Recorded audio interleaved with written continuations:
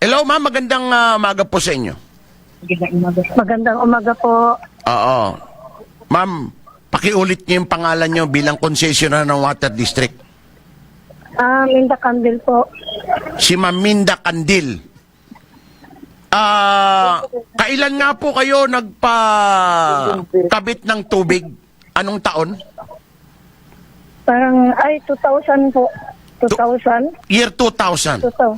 Oo. Oo, 2000. So simula nung year 2000, ang binabayaran nyo po ay 280 pesos. Oo, 280. Simula noon hanggang 2025 last year, 280 ho ang binabayaran. Okay.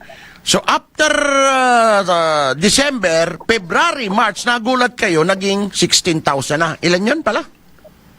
Naabot po ng 18,000 nung na February. Kasi February, Hindi ko okay. na daw. Oo. Okay. So nagka-problema yung hindi malaman ni pinapuntahan ni ma'am base doon sa Water District. Kausap natin si Sir JB Wanich, no? Sa record nila, mayroong nagpunta doon, ginawa yung kanyang kontador kasi parang may singaw o milik. Sabi naman ni Ma'am Minda, wala daw leak nung sabi nung nagpunta doon na taga Water District. Di ba, ma'am, sabi sa inyo, wala namang leak, ganun ba? Oo. Ang sabi yun, wala leak, kaya bayaran ko daw. Oo, okay. So, wala leak. sa paliwanag ni Sir JB Wanich ng Water District at sa paliwanag ninyo, nagsuggest ako na kung pwede, bayaran ninyo muna yung April. Kasi yung March at saka yung February ay lumaki na from 280, naging 16,000 na ito. Mga katropa, no? Kasi nga, yun yata yung reading doon sa kontador niya. Ngayon, kaya medyo gusto nating patingnan at paimbestigahan sa Water District kung ano ba talaga nangyari. Kasi kung ganun kalaki yung binayaran, makikita, magkakaroon ng baha o dahil buhos ng tubig, di ba? So, magkakaroon ng parang putik o basa doon sa kontador. Tama po ba? Kasi tapon ng tapon Di ba? Okay. So, yun yung naging problema, no? So, kahapon kausap ko si Manager Walter Laurel. So, pinatawag niya yung mga concern dito sa problema mo, ano? Merong nakita doon, gano'n ba kalayo yung kontador mo sa bahay mo? Malapit lang, Okay. Alright. Ilang lang. Oo. So, naikwento ko sa kanya na ganyan yung sitwasyon mo. No? Meron kang, ganyan lang yung trabaho mo, naglalakad ka lang, papunta ng Water District para lang makabayad ng 280. Ito talagang mahihirapan ka at mapuputulan ka ng tubig pag hindi mo nabayaran ito. Di ba? Yung 16,000. Okay? Nandyan pa ba, teka muna, kahapon, kausap ko si Water District General Manager Walter Laurel kasi may iba kaming usapan yung tungkol doon sa problema natin sa tubig ngayon dahil tag-init Di ba? Nung nagtapos kami, after nung interview ko sa kanya na ipaliwanag ng Water District yung problema natin, kakulangan natin sa tubig ngayon sa ibang mga barangay, pero dito naman sa poblasyon, kahit papano na-deliver yung mga tubig natin, isiningit ko na yung problema. No, ma'am, para recap po kayo. At doon, nakita nila na mayroon pang dapat tingnan at dapat imbestigahan. Ano ba talaga nangyari? Pero, meron ka bang monitor dyan? Ipaparinig ko sa'yo yung sinabi at sagot ni Water District General Manager Walter Laurel tungkol sa problema mo na 280 ang binabayaran mo noong nakalipas na mga 5 taon, pagkatapos ngayong February and March, naging 16,000 dahil nga doon sa problema mo, doon sa kontador. Okay? So, ipaparinig ko sa iyo, meron ka bang monitor dyan para marinig mo?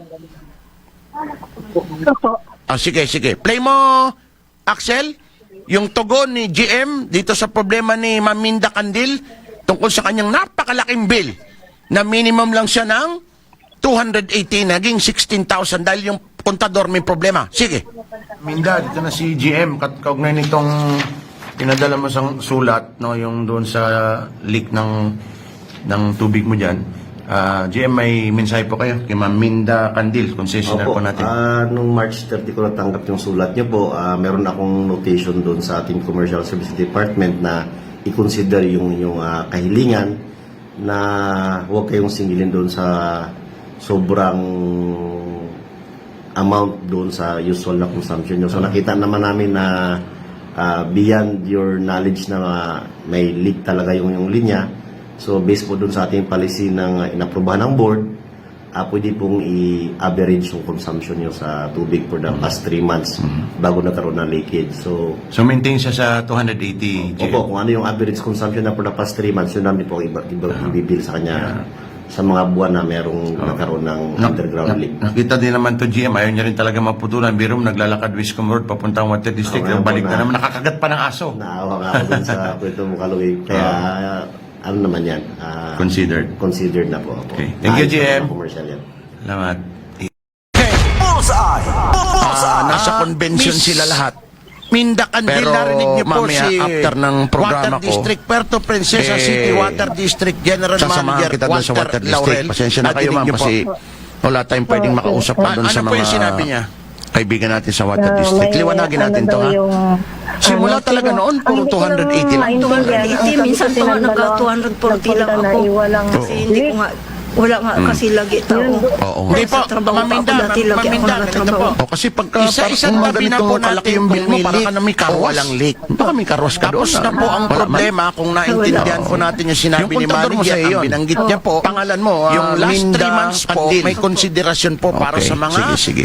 concessionaire Hindi natin maipaliwanag pa sa ngayon, ano, hindi kasi alam baka na may ganyang yung problema bang at inaayos pa. So, kontador ibig mo sabihin po, na ginamit, maintain wala po bang kayo mga ng 280. sa iba talaga yun? Kasi baka sa mamaya nakalipas eh, na 3 may buwan po. nakapangalan doon So, na ibang 280 tao po yung babayaran ninyo. na lumutang doon sa Mamaya kanilang po, ledger. Nandyan pa po ba yung binigay kong pambayad sa inyo na 300 para sa buwan po ng Abril?